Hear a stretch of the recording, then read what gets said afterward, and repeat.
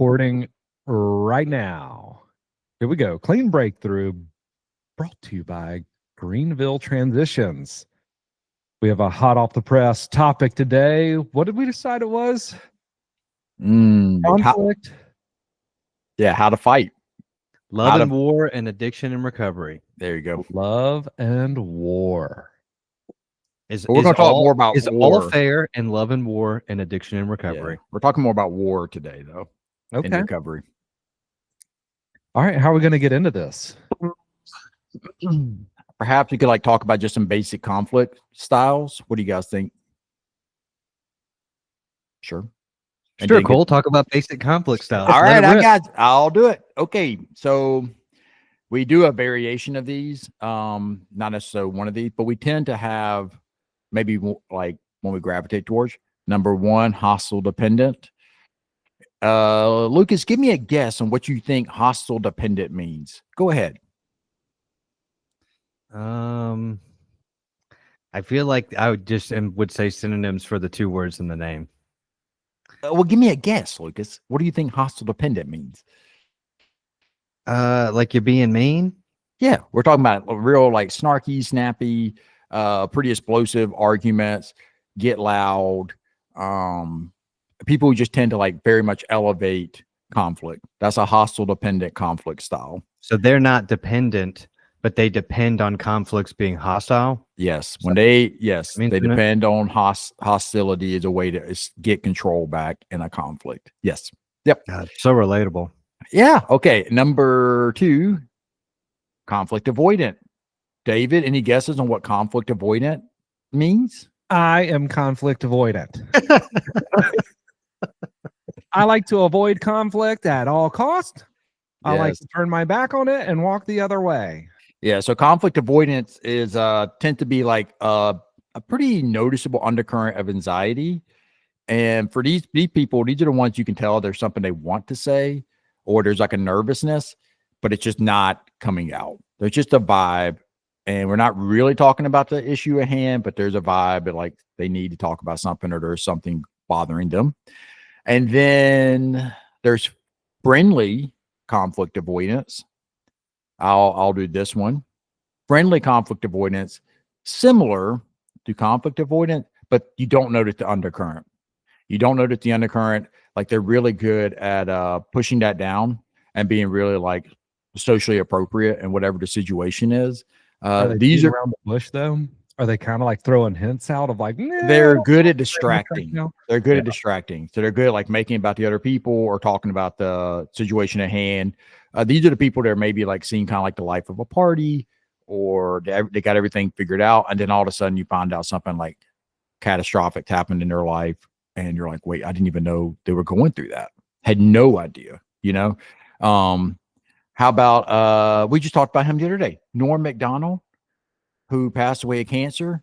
Nobody in his life had any idea that he had cancer, and he just kept things rolling, never talked about it. He would be a good example of a friendly conflict avoider from afar. Obviously, I don't know Norm Macdonald, but yeah, the people just kind of comes out of left field. So conflict avoidance, there's an undercurrent of anxiety that's noticeable.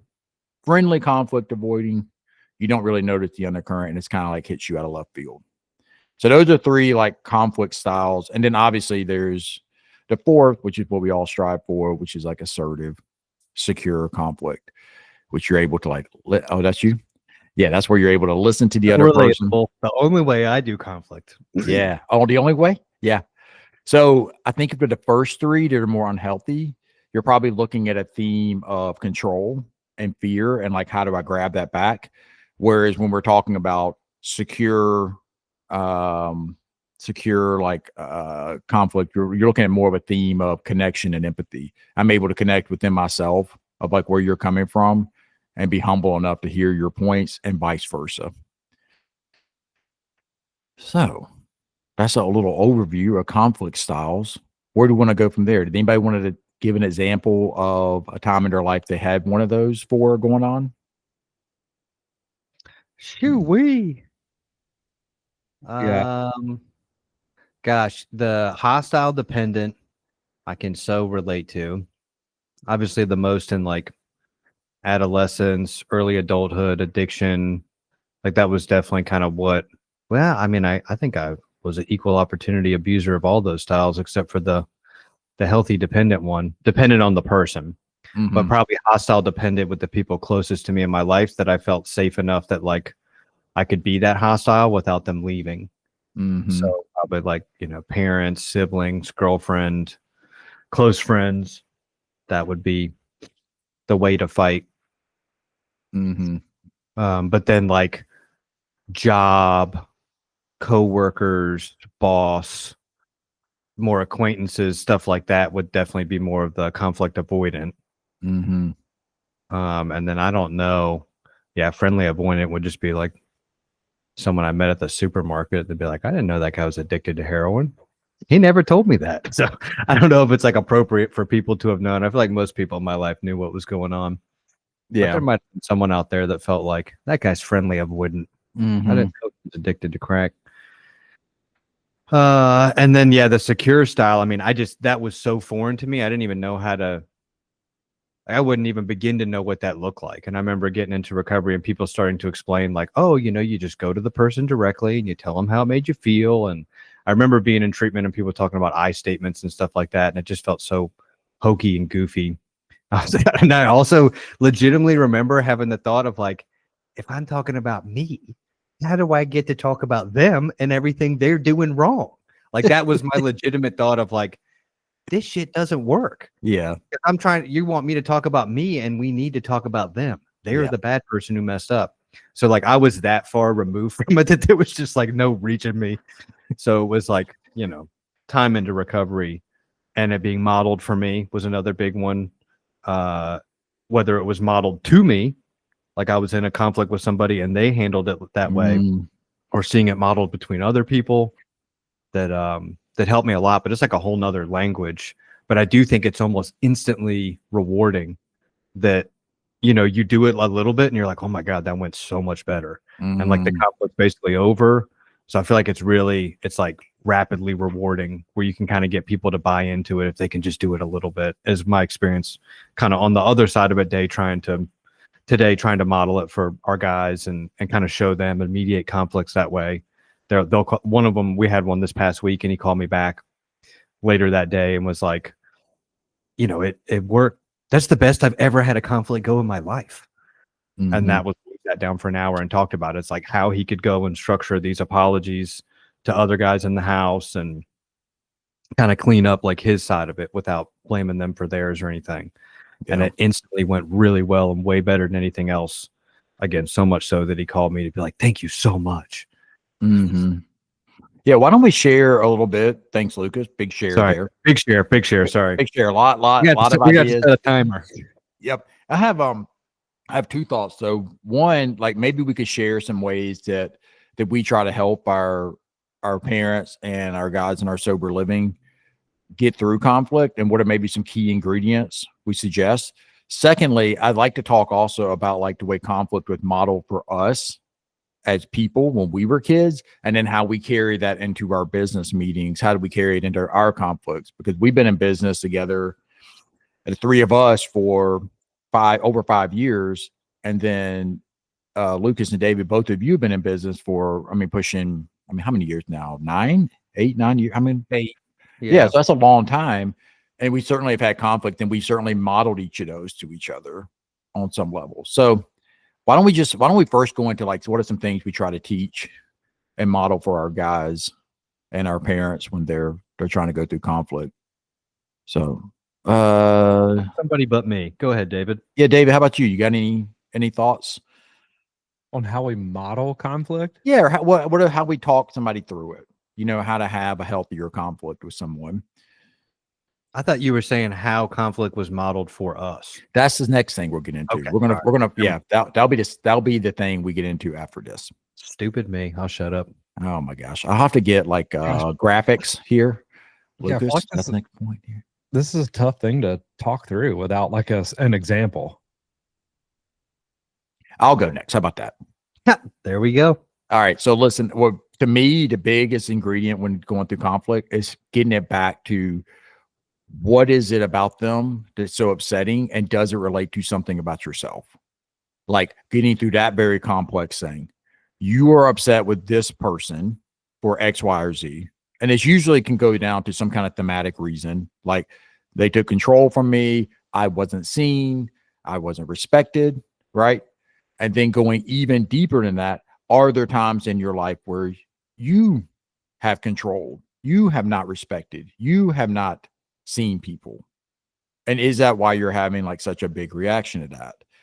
And like, first and foremost ingredient to getting into that conversation is rapport. You got to have rapport. You got to have connection with the person that you're talking to.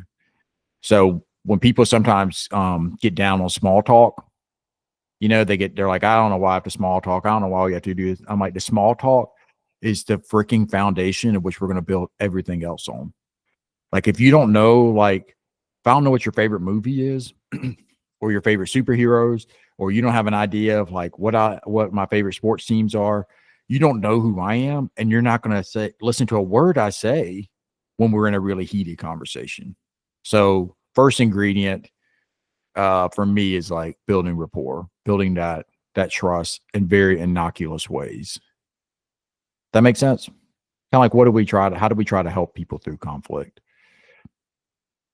So David, I've seen you get through conflicts with guys. What are some of the things you try to do when you're like talking somebody through kind of a tense situation? Like something that I'm involved in, or just like guys in the house, or guys in the house?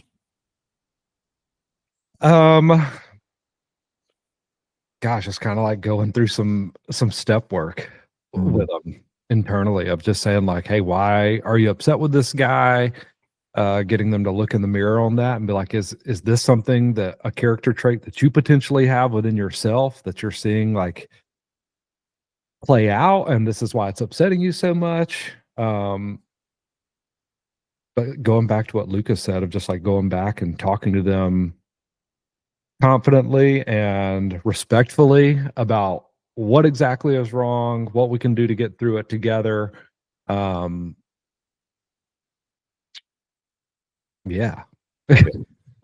Yeah, one thing I've seen you do is you do a really good job of being respectful and not increasing the intensity of the conversation. You don't really add to the fire. You use like politeness and respect to take out some of the intensity that the other person is experiencing. And then I also see you really try to channel like more emotions, like positivity, excitement, dreams. You kind of put an angle on like the emotional part of it. Like, man, what do you hope for yourself? You know, like I've seen you ask people those kinds of questions. What do you hope for yourself? How do you see this, like your life looking in? You know, you'll go like kind of future oriented and like trying to like lean on those like hopes that somebody may have for themselves. So I've seen you use both of those tools in conflict situations. It's always easier for me to give that advice to other people than take it in. I mean, something that I personally really struggle with is thinking that I'm going to get to a hostile place with something that's bothering me, even though that there's not any evidence of that happening in my recovery. But there was a big portion of my life when I was using where that was a reality, of like David flying off the handle, doing dumb things like punching walls, punching someone. Like, I wasn't in my right mind. And it's like I have a I don't know what word I'm looking for, but I trick myself into thinking that could possibly happen again. That's back on the table when, like I said, in reality, it's not. Like, there's no evidence of that happening. But it's a scary thing that I run through in my head, and it can can keep me from having an important conversation because I'm just scared of that. Yeah. And I was just thinking of how you kind of go through cycles, or at least I did as like a kid. You're not worried about conflict. And this is a silly example, but it came up for me when y'all were talking through it, of my niece coming up to me at dinner one night. We're out at a nice dinner, packed restaurant. My niece runs up to my chair because she wants to talk to me. And I turn over and talk to her. And she just goes, "Oh, your breath stinks." Like, she was not worried about conflict. As a child, I think you have this innocence, you have this pureness, no filter, and you'll just say whatever. Yeah. In a very matter-of-fact way. And then I get a little older, I get into conflicts with people at school. I realize they're not all handled the same way. So then I get a little more reserved and avoidant style. And then when I get into my drug use, that's where I become very hostile and like try to get big so people will just drop it. Yep. Yeah. If I had to guess, like playing that on out, like when you started getting like healthier and like sober, if I had to guess, like the people who are trying to confront you probably use a great deal of like politeness and respect with you, because you're either consciously or subconsciously shifting that on and paying that forward to the people we work with now. Is that fair to say? Yeah, I would think so. Yeah. I've got an analogy. What you got, Lucas? I was thinking about it like a cake. And yummy. Okay. come on. And I feel like the prep, like oven prep style stuff for it is de-escalation, separation, and time. And this is when I'm thinking about like conflicts in GT sober living between like two guys.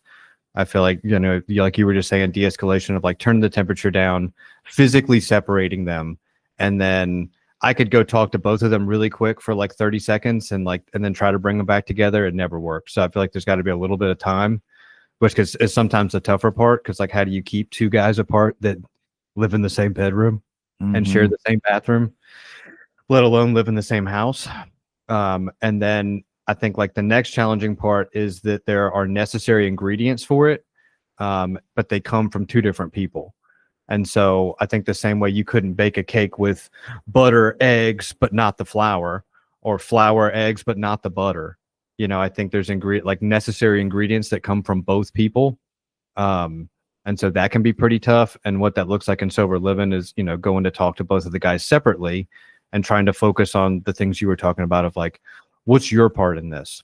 And even them saying like, it doesn't matter. Like, we need to talk about them. And it's like, just trust me. Like, let's just talk about your part, what you could have done better, what you feel like didn't go well, and what you could own up to. And if I can successfully get both of them to do that separately and then agree to come together, then that's like all the ingredients necessary. And then I feel like that final, not confrontation, but just like conciliation really is ideally what it is like the baking of the cake. That's the putting it in the oven. And I've seen sometimes where like you have all the ingredients right, whatever, and then it totally falls apart at that moment. I think it's good to have somebody kind of mediating it to bring it back on track. But sometimes you get it so right in the ingredient stage that like is set it and forget it, and you let those guys go talk on their own, and they both come back and are like, that was awesome. And then the cake comes out and we eat it together. Boom. I think one other really important part of that is like making sure you feel heard. Like when you're going to people separately, and I agree, we need to, sometimes we're in that heightened fight state. We need to like separate and just get time to like regulate. But when you go to them, making sure they feel heard and like, hey, I hear you. I know you're frustrated. I know this is annoying, blah, blah, blah. Then I think, and only then are you able to like then flip it to like, okay, so what was your part in that? Because if you don't feel heard as a person, you're not going to be very receptive to like looking at your part of it. Kind of to what you were saying, what happened to you when you were early on in your recovery, Lucas, and people are trying to tell you about like I statements and stuff. You're like, well, what about me? Like, what about my point? Well, that's the funny part. Then like you touched on it too, where there's just like there's like layers to it. And I think a lot of guys that we work with, and I can relate to it too. I was just always at that surface layer that's just like, no, he's a dick, she's a bitch, they suck, that's awful, blah blah, and just could not get to that deeper part of like what's really going on. Like, and I desperately be like, you don't get it. He's just an asshole. Like, that's all that it is. There's nothing deeper here. But when you do, it's like, oh, I mean, he reminds me a lot of my dad in this way. And then even that is like, because that makes me feel a certain way when he's acting what I think is like my dad. Like there's just like layers, and it gets so much like every layer I go deeper becomes more like entirely me and like less about that other person. Yeah. And I agree. I got to be heard to even get there and want to start peeling back layers. And that's where the rapport pays off too. And someone who understands me. And that's why it's important that we got to understand these guys to get their past, their motivations, where they're coming from, to know the message that's gonna resonate with them. All right, quote time. And it made me think about this that I just heard the other day. You can knock on a deaf man's door forever. And it just made me think about like whatever message we're giving to these guys, it really, really, really matters. However right I think it is, it really matters how I deliver it, or else I am knocking on a deaf man's door forever. Like if I don't deliver the message the right way.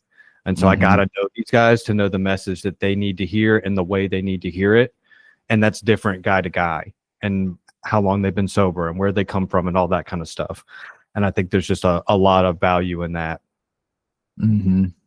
Yeah, one thing I think you do a really good job of, if David's really good at like the de-escalation and coming in with like a lot of respect, I think you're good at that too. But like where you really shine, is like listening to someone and like going through it logically.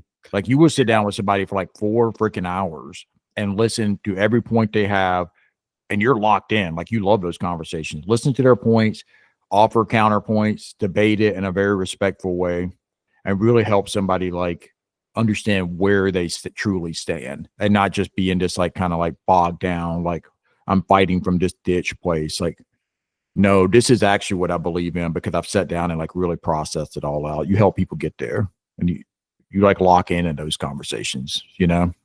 Yeah. You're like Einstein, dude. You're the Einstein of problem solving. Definitely got a science-based mind. You know what I mean? Like put it through the the scientific method. You know what I mean? Like here's your like hypothesis. Let's test it. Let's put it through experiments. Let's run it through like. And then David walks in and he's like, all right, let's pretend you're a unicorn. How does that make you feel? David's a big dreamer for sure. Big dreamer guy. David brings the theater in. Lucas brings his science in. So it's like Amber Hollingsworth always says, like, you know, like use your powers for good. Yeah. You know, and I feel like you hear it so many times with like addicts, alcoholics, where they're like, you should have been a lawyer because you just love to argue. Well, like I got all that too. And I do love to argue. And I argued for really bad things for a lot of my life. And I try to use my stuff for good today. And then I became like obsessed with like debate style, like YouTube channel. Like I'll just watch like probably 2 hours of debate like per day. And like love like the art and kind of science of debate, and like what are good arguments and what makes them good arguments and all that kind of. So like I really do love it, or else I wouldn't want to sit there for 4 hours. And I love the reward is getting to change someone's mind, at least in my opinion, like for the better. If I can shift them from what I believe is like a bad belief to a good belief, or like, you know, moral ambiguity to moral clarity on a certain topic, and like change them in that way. Like that's ultimately like all I'm trying to do with GT and everything. Is just like shift guys' minds towards like more positive things. Yeah. And help them use whatever their powers are, which sometimes is arguing. Those are the 4 hour ones, you know, to good of like, dude, you're really good at arguing. Just make sure you're arguing for the right stuff. Yeah. Yeah, for sure. And it plays out in like in our own like meetings too, you know, what we tend to come into it with, you know, Wednesday like how mornings. We end up, on Wednesday mornings, we're having like our staff meetings and stuff, and like processing through things, you know. I agree. I would say you're the emotions, Cole. Think so? Yeah, I think you're a big emotions guy, big feelings guy. Yeah, I was thinking about like my conflict style, and it's interesting. Yeah, I think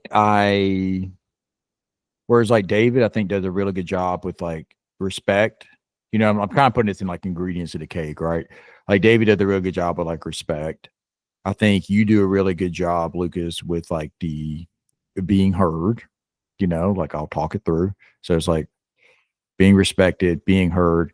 And I think for me is more of the like emotional, like belief thing, you know, I'm like, hey, you got this, you know, and sometimes it can be pretty firm and like, passionate in a way, but I think it's all just due to our different backgrounds. Like mine's with a lot of sports, you know, and like, I'm a sucker for a pregame speech because like my entire life I play sports, and I'm like, all right, let's go. Like, you got this. Like, we can do this.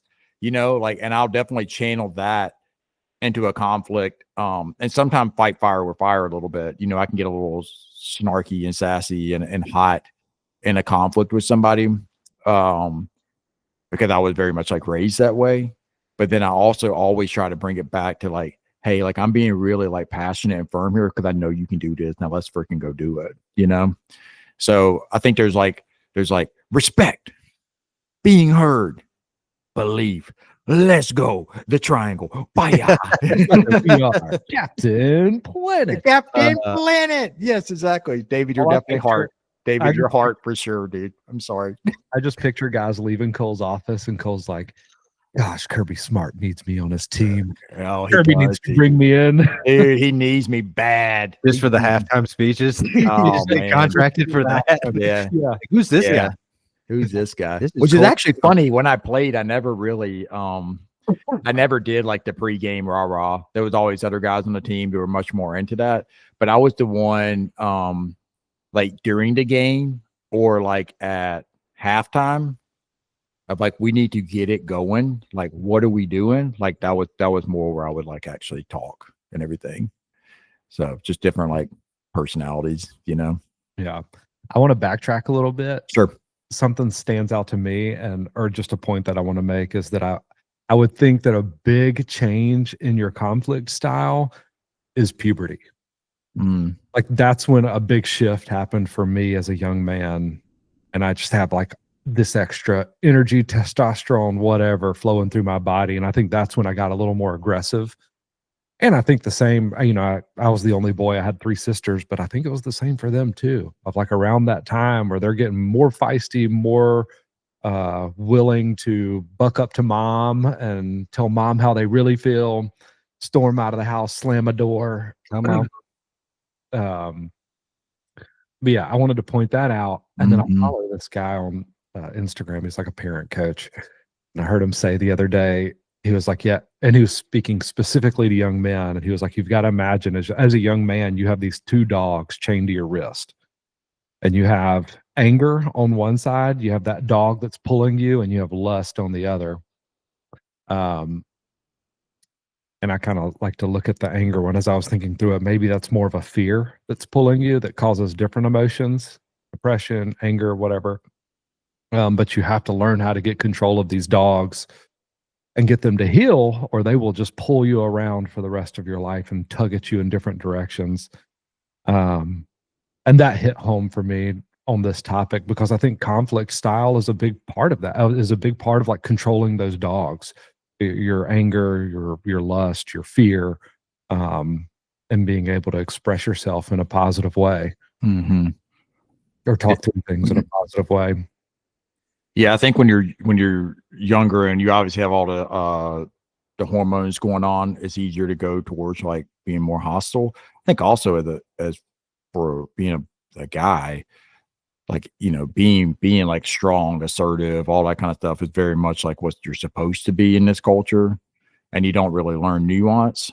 And I think that's something I have been unlearning even at 40 years old, of like how to admit that I'm wrong and how to like really hear the other person and take ownership for my part in it. You know, like, I mean, a lot of like what y'all are talking about, like steps part of it, of like, if somebody's like, hey, this made me feel this way, of instead of jumping to defensiveness and being like, I didn't mean it that way, or that's not what, instead of jumping to that, you know, pausing long enough and being like, hear them now, like in this moment, and if that's their truth, and then like give them respect of that. And if there's something you want to add on to that, give it time, like let it sit, give it time. If you have anything to add on to it, but take ownership of your stuff, you know. And that's just something that wasn't really modeled to me as a kid. And that's something I've been like trying to unlearn and practice more in my own life, you know? Yeah. I think that it's, I think like it being modeled is such a big part of it, because when there's like a lack of emotional maturity and some of those like new, pretty intense feelings, and then like worst of all, like a bad model in there. And I think we do have a lot of bad models in society of like, you know, what it means to be a man, and like you got to put someone down in the dirt and put them in their place and show them who's who and whatever. But like it may just be me, but like there was something so appealing to that, and I don't know if it just like justified like my my base nature or like lower intentions, you know, of just like, yeah, like that's what I want to be like.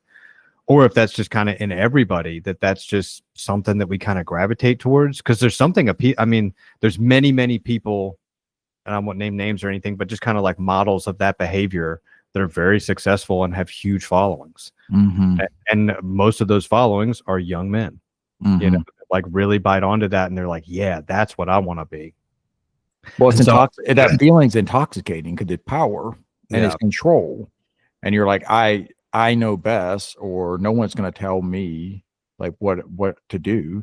And it's a very vulnerable feeling to say like, hey, I'm wrong, or maybe I don't know, you know. And I think that's something you see too. If people get older, or they kind of go one of two ways. They either start to realize they don't know anything, or they start to lean even further the other direction that they know everything.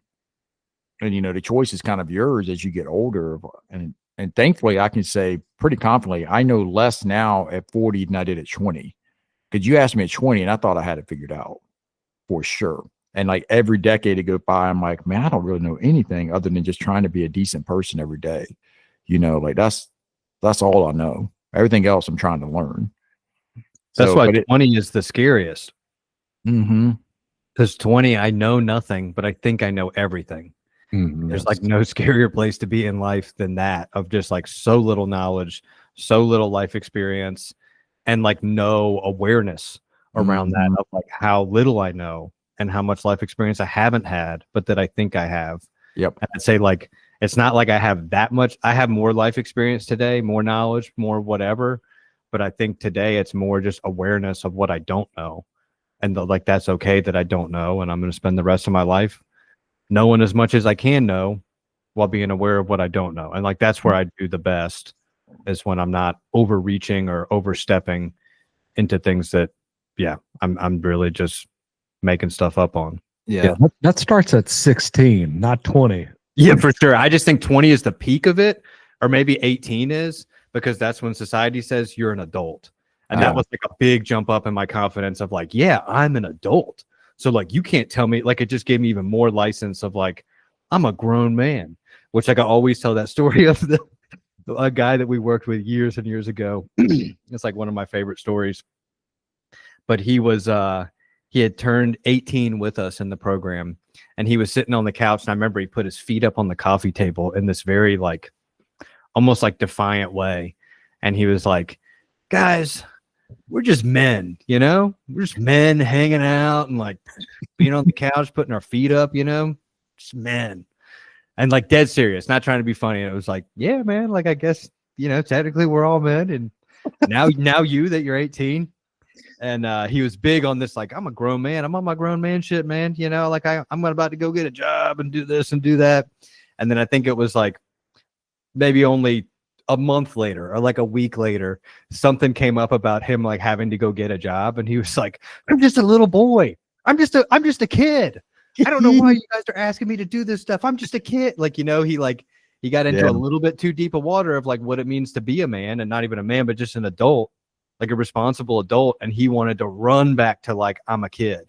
And I feel like that's a lot of the guys that we run into. And honestly, whether they're 17 and turn 18 with us, or whether they're 33 and turn 34 with us, that's kind of our guy, is like caught between like wanting all the freedoms of being an adult without any of the responsibilities, and more to the level of responsibility of a child. They're like, I'm just a kid, man. Like, you can't take that out on me. Like, I didn't know what I was doing. Yeah. And I think for like an understanding of where people are coming from with that, like typically they're trying to react against something they felt in the past. Whether if you're like trying to like really exemplify or exaggerate your manhood, odds are you probably have felt like a child in your past, or like was really controlled. And then on the flip side of it, if you're really bucking up against responsibility, the reality is you probably have failed at responsibility at some point, failed out of college, lost a job, lost a girlfriend, crashed a car, whatever. You have this like loss that's happened in the past due to your lack of responsibility, and you're rejecting that and pushing away from it. So it gets in this really like pendulum swinging. And we think of it as they're doing a pendulum swinging to try to get to it, like from responsibility. They're trying to pendulum swing away from responsibility towards freedom. It's not that they're going towards freedom, it's they're running away from responsibility because it burned them in the past, right? And they're trying to like they're just it's a reaction away from as opposed to a going towards. Does that make sense? Mm-hmm. Like, because it's like all fear-based, so everything's running away from something rather than to something. Even drugs and alcohol is like running away from hardships of life rather than necessarily to the good feelings of being high. Like the high or the drunk is the escape from the hard thing. Yes, exactly. And there's usually just like a lack of confidence in being able to have a conflict well, to be able to actually step up to the plate with responsibilities, to have responsibilities and still enjoy like a childlike wonder and fun in the world. And it's just like, I don't know if I'm going to get that. And so like that fear is why people like will run away from those things, Yeah, I totally agree. Mm-hmm. And that has to do with conflict styles. What do you guys see in our evolution of conflict styles? Like how because I feel like we will hit on these, or we'll go through it in a certain order at times. I can go first if you guys want. You guys can tell me if I'm like on with this, with the way I like handle conflict. Go ahead. You're right. So what I think I do is, if I had to like rank them, I think I go to like friendly conflict avoidance at first. It's like, I'm not even fully aware that there's a conflict. Like, I'm not only good at like hiding it from other people, I hide it from myself. And then this is so true. I just got to interject. God, this is so true. Hang on. I haven't even gone through the whole thing. No, but it's already true.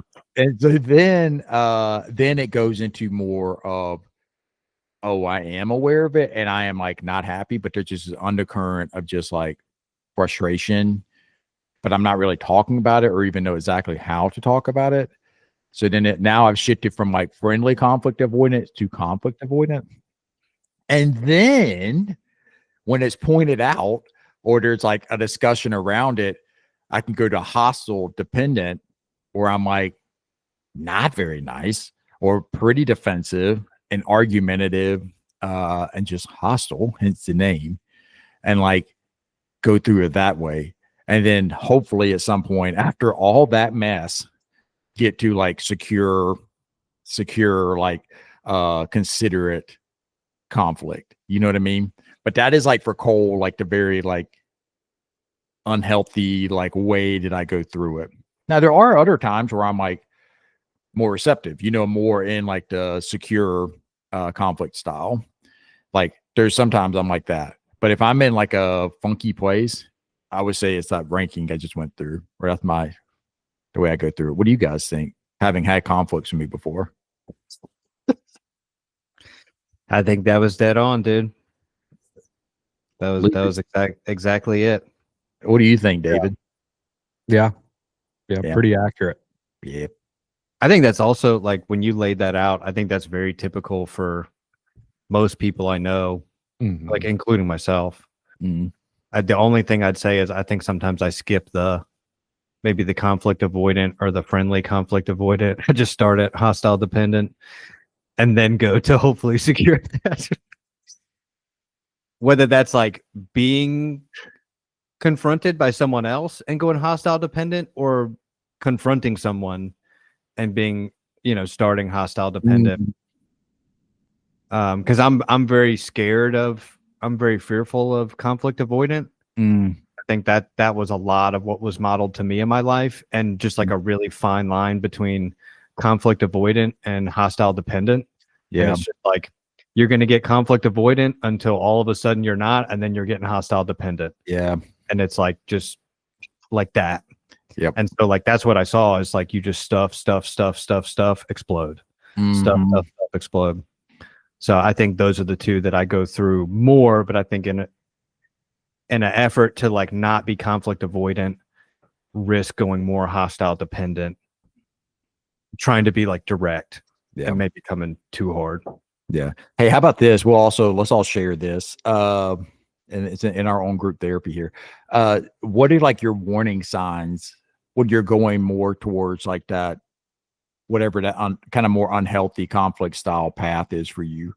What are like your warning signs? And I can go first if that'd be easier. Since I just talked about what's that? I shut down. You'll notice me like really pull back from communication, conversation, even eye contact. I big time shut down. There's a funny video about this where the husband's like pouting on a sofa and the wife comes in and she's like, "What's wrong?" And he's like, "Oh yeah." And she's like, "Was your hamburger meat not cooked well?" And he shakes his head and she goes through a list and finally she's like, "Did the Georgia Bulldogs not win?" He's like,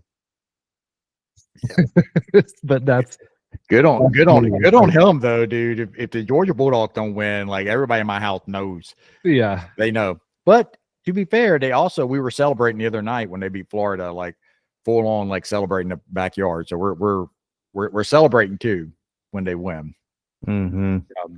I think one of my warning signs is I kind of do the same kind of shutdown that you're talking about in little ways, David. But I'm more like funky about it. It's like I don't want to talk about anything, and it's just like a funkiness. I'm like, and then if you get me to talk, it usually starts with the F word, and I'm like, fuck this bullshit. You know what I mean? Like it's just whatever. Fuck this blank. There's just like this undercurrent of just funkiness, and I don't really want to talk, but if I have to, it's just like overwhelmingly like pessimistic and negative, and just like. But I'm not gonna like it's a little different. One of us on this call. Well, actually, you guys share yours. I have there's a little bit of a difference in the way we do this. But I usually don't want to talk, and it's usually like a lot of like kind of like bitterness, and like it's like coming out. What do you think your warning signs are, Lucas? For like bad conflict style? Yeah, if you're going that direction. I would think kind of similar, of like just negative, pessimistic, F this, F that.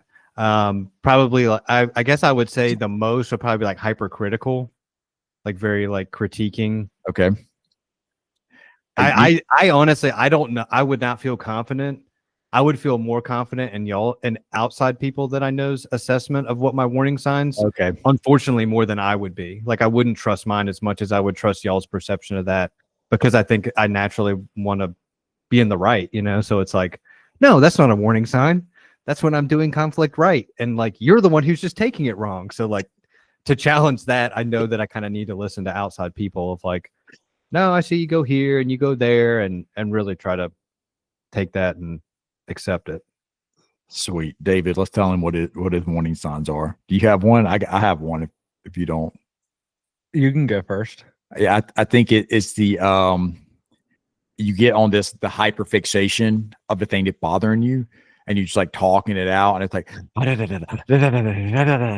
like it's kind of opposite of what I was saying, where I'm like shutting down, and there's a funkiness and like there's just like a negativity, and then I don't even really want to talk about it, and I'll just like say like fuck this. I'll use that as the way to push it away. You'll go in it, and you're like going around and around, and then whenever it hits like solution time, you're like, I know, like back on the. You're like, I'm staying on this. I'm like, well, there's the exit ramp right here. No, and we're back on that. That's a warning sign that I see. What about you, David? Yeah, I would say just from more of like a physical perspective, you can tell, like, bro, if Lucas has some stuff he needs to talk about, you can tell by the way he carries himself, by the way he's walking in a room.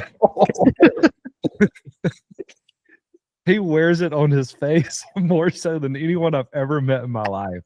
Of like, I got some stuff I'm about to talk about. And he'll talk about it though, which I do appreciate. Yeah. We'll talk about it. I'm not good at hiding it. No. Which I don't think any of us are. I think we just like it shows up in a different way. Yeah. That's true. Yours is more of like a fast pace, bring it into the room. Mine is more of like a I'm going to try to stuff it down and hopefully it goes away on its own and I don't have to talk about it. No, David, for you, dude, it's like dissociating and checking out. And then once the dam gets a tiny crack, the dam explodes, and then the sky is falling, dude. The sky is falling. We're all fucked. We're all doomed. Everything is the worst. It is the end of the world as we know it. Like the sky is falling, man. Like that's when you're going into more about like unhealthy conflict style. Like you have a conflict or something that's bothering you, and it's just like, this is the end of the world as we know it. We're screwed. You're screwed. I'm screwed. We're all screwed. Like that's like a warning sign that I see. Yeah. I don't know. I feel like that only plays out in business. I feel Really? like, yeah. I mean, I think I could be wrong. I'd have to bring my family and my wife into that, but Morgan, get in here. yeah. Morgan, come upstairs. Come out, man. Come out from door number 1 behind David. Yeah, well, we'll do couples. We got couples therapy coming up whenever. What, next week? It will be you and Morgan. 2 weeks from now. 2 weeks. 2 Yeah. weeks. 17. Okay. Yeah, we'll sit down and hash all that out. Figure it out. Do you have any warning signs for Dave, Lucas? Yeah, I think like the dissociation, but I'll say David's really good at this of like, I'll kind of notice something's up, but I have found that like there's no need to press into it because a couple hours later he'll call me and be like, I just got to talk about this and that and this thing that happened, or like he's really good about checking in after the fact. Yeah. And the biggest reason like I don't initiate it is because I'm confident that he'll initiate it, and that he'll initiate it when he's like best ready to talk about it anyways. Like when he calls me, he's ready to talk about it, and he's ready to like, he's in a pretty good spot, and he's like, it made me feel like this, and I don't like feeling like that, and I think I'm going to go say this, but I want to make sure that's right. Like he's really, really, really good about expressing that stuff and checking in about it. I think I just have learned, like, just give him his space to do that. He'll come around and do it really, really, really well. I think, and that stems from me thinking another style of conflict resolution is going to come out of it, or being like hostile. Of like I said before, even though there's no evidence that that's the case in my sobriety, there's this part of my brain that's like, you're going to go here. And it's going to be really bad, and you're going to like ruin friendships, and it's like, okay, I just need time. And I even do that like with house stuff. I'll tell my wife like, hey, I just got to go for a run. Just let me go for 40 minutes. I'll come back. We'll talk about everything, but for right now, I just need space. Yeah. I think yours and mine are opposites too, of like where we come from, and then trying to go against that. Where like I'm very fearful of being avoidant, so I like overcorrect to directness sometimes, and I think you're kind of fearful of directness and like how that might tear some stuff up, that you kind of overgo to avoidance. I would agree with that. If that makes sense. Yeah. And Cole, yeah, you get very dismissive, where it's like, hey, we should really talk about this thing, and your solution is like exactly like you said. It's Get like, out of my office. F those people. F everything they stand for. Yep. F them. F the horses they rode in on. F that program. F that thing. F all of it. And there's nothing else to talk about because that is the stance. Yep. And it's just like, yeah. But like, what if you're like, no. F that. And we're done talking about it. Well, I need to just start being like, oh, Yeah, that's basically what it is. Like, well, I don't want to.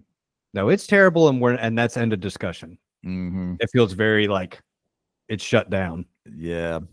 And that's usually when I'm in a bad spot where I'm just like, it's like a lack of control, of like feeling out of control about stuff. And I'm like, well, if I can't control that, I'm going to control this, and just jump into the next thing. And it doesn't play out very well. But the funny thing is like, I mean, doing what we've done 5 years, 8 years, whatever, whether it's like the Office of the Sober Living, I think we have pretty good like conflict resolution skills, problem solving skills, stuff like that. And so it always brings me back to kind of more like recovery 12-step stuff of like the difference is normally like what's going on outside of that issue with how I handle that issue.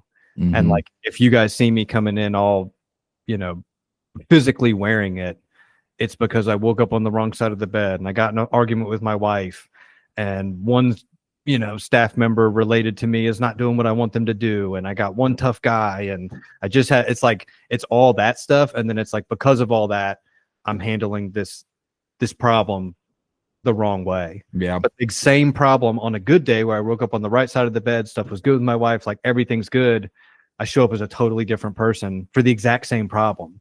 I love that because it's like the difference is not all these things that I want to point to. The difference is me. For sure. Yeah, I know, because I was trying to think what like my big trigger to go to that place. And it's usually like just like burnout perspective. And it's because I haven't been like taking good enough care of myself. And the like stress is just building and building and building and not being proactive with talking about that. So I'm shoving it down. And then I'm just like, no, it just comes out like sideways, big time. And the good thing is I'm like learning that about myself. So people like point that out to me or like, which is can be, I feel for them, feel for you guys. Like I can be a little scary. I'm trying to set up a new dynamic of like, if someone does come to me, say like, hey, I noticed this, or like, well, you said this, made me feel this way. I'm trying to do a better job of like being receptive to that and not like fighting that as well, So that's like taking ownership of the way you as a person handle conflict and realizing that, yeah, you create some damage with that. And you have to like go above and beyond to make sure people do feel safe and coming to you. But yeah, it's always more about me than the actual like topic at hand, Mm-hmm. I am the common denominator. Usually that's the case. Yeah. And that's what we're trying to teach the guys. Yep. Control their dogs. Well, control their dog. Well, and I think it's good because like if you're just looking at it like, well, these guys are all crazy and they don't know what they're doing. Like, man, like that is such like a an arrogant way to look at it and to realize that like they're people too, just like we are, that are trying to figure it out and coming at it from this like, hey, we're all trying to learn together. It's such a collaborative way to approach them, as opposed to just like kind of elitist or like, I'm a mental health therapist and I always handle conflict perfectly. Like that's not true, And so I can have a lot more empathy for them when they mess it up. I probably a lot of times do what they do, like what the guys do. So yeah. And that's what makes it hard too. I would imagine a little bit harder for a therapist who's not in recovery versus like David or I who are in recovery and went through sober living similar. Yeah. Because like the similarities, the relatability, really slaps me in the face anytime that I am trying to be like, oh, I just don't get how they're acting like that. It's like, I've done exactly what they're doing. Mm-hmm. And if I think about it for 1 second, I can totally relate and I can feel all the feelings. I know exactly how they feel, exactly how justified they feel and all that. So I think it can help me get like more quickly to the solution of, all right, because I can connect with how they feel, what did I need to hear in that moment to be able to like adjust and see a different perspective and whatever? What did people say to me? And that's always the thing, even when that guy called me last week and he was like, man, thanks so much. It's like, dude, I didn't come up with that. Like someone just like, I was you in that same thing of like, no, it's this guy's fault, this guy's problem, blah, blah, blah, whatever. And someone sat me down and said all the stuff that I said to you. So like, I'm just regurgitating, like this isn't stuff that I came up with.